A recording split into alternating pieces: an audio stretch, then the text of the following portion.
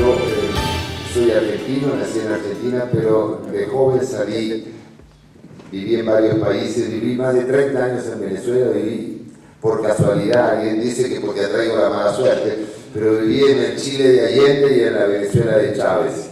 Y si les parece insuficiente, estuve en el Perú de Velasco Alvarado. El primer problema inquietante es que si uno analiza las experiencias de los últimos décadas, no años, de las últimas décadas, de los países que exitosamente salen de la pobreza y pasan al desarrollo, pegan ese salto realmente y se consolidan arriba, encontramos que en una buena cantidad de casos, esos países lo hacen a través de una primera etapa de dictaduras y una segunda etapa más democrática. Y a la prueba me repito, Chile no sería lo que es Chile, el faro de desarrollo, el polo de emprendimiento que soy, si no hubiera sido por la dictadura del general Augusto Pinochet, para decirlo con todas las letras, porque lo que es histórico es histórico. Y para que no crean que soy demasiado derechista, yo le diría, sin la tutela del Partido Comunista Chino, China no sería lo que son. ¿Qué es lo que tienen de bueno esas dictaduras? Porque obviamente ya sabemos lo que tienen de malo: encarcelamiento, represión, falta de libertad de prensa, todo eso lo tienen. Pero deben tener algo positivo que facilite el desarrollo. Algo tienen. Entonces, es como para situar el primer problema. El segundo problema que a mí me inquieta, y el que parte en el escrito, es que yo ingenuamente creía, hasta hace unos años, que una vez que un país consolidaba ciertas formas democráticas, de democracia liberal, no democracia fingida, ese era un proceso prácticamente irreversible. Esa era mi sensación. Pero viviendo en Venezuela, esa idea, por supuesto, se me cayó al piso, se me hizo añicos. Pero es una capita muy delgada de apariencia democrática y tener un sistema que es prácticamente una dictadura personalista. ¿Cómo se pasó a eso?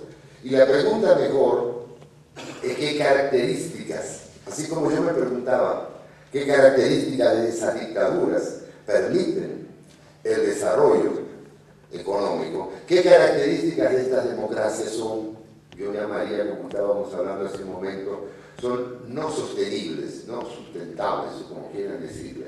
Son democracias que por alguna razón se autodestruyen o tienden a autodestruirse.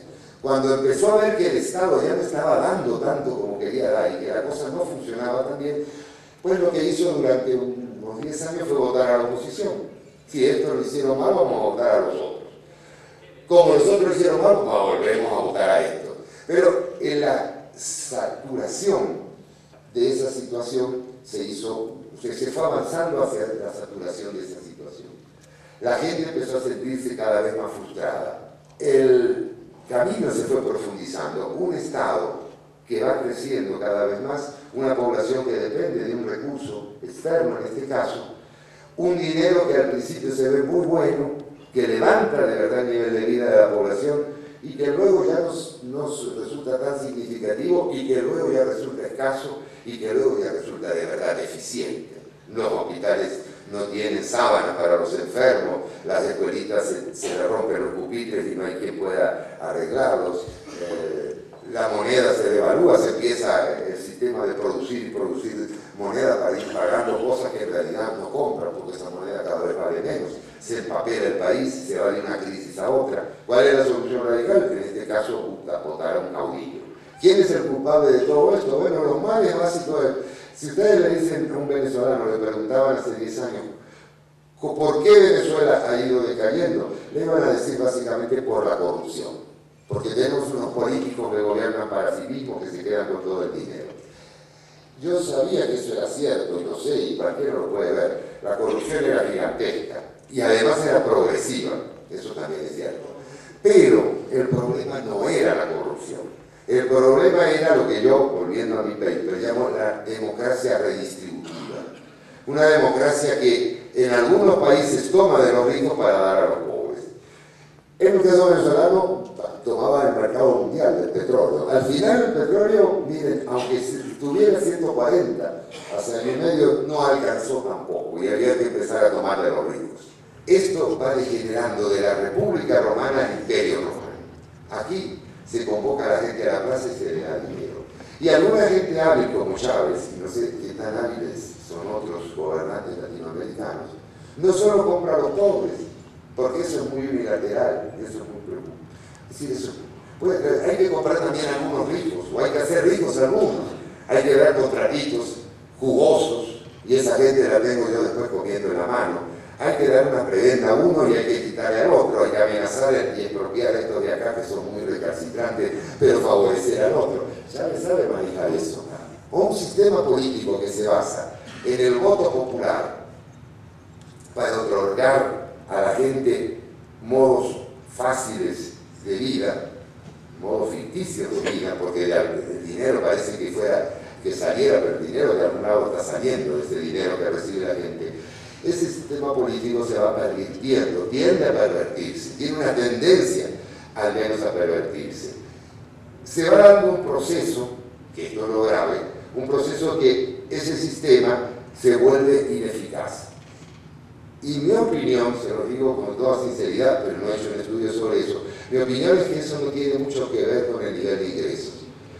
O el sistema cambia su estructura, o ese sistema se puede comer a los Estados Unidos de América, a la República Federal Alemana, a cualquiera. Ningún sistema puede estar alimentando promesas que cada vez son mayores. Entonces, ¿qué pasa? La población ve que le dan. Algún demagogo empieza a darle, algún politiquero, algún populista, empieza a dar cosas a la gente con la excusa de eliminar la pobreza, con alguna recomendación a veces de organismos internacionales, etc. Cuando viene la próxima campaña electoral, la campaña se convierte en una competencia para ver quién ofrece más. Y gana el que es más creíble, no el que ofrece más, pero el que es más creíble. Por supuesto, ese señor cada vez tiene menos posibilidades de cumplir lo que ha prometido, que se genera frustración. ¿Qué pasa en la próxima campaña? Lo mismo. Y yo creo que en Ecuador ha habido un proceso que, si no es así como lo cuento, tiene mucha semejanza. Se acabó la democracia.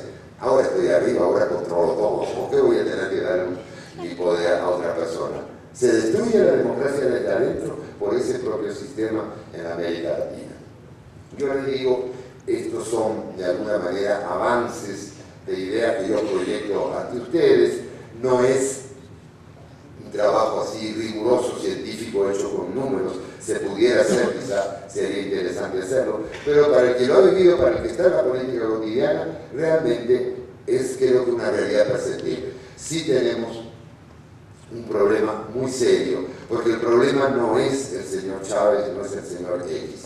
El problema es que con este sistema de gobierno, sí, fíjense, para dar un punto de referencia externo también, la oposición a Chávez ha caído mucho en la tentación de prometer también lo mismo que Chávez. Y yo le digo a los líderes de la oposición, bueno, mira, pero estás haciendo un mal negocio, porque para populista Chávez, tú no puedes ser más populista ni más demagogo que Chávez. Ya Chávez le gana esa posición. Por lo tanto, no tiene muchas posibilidades electorales.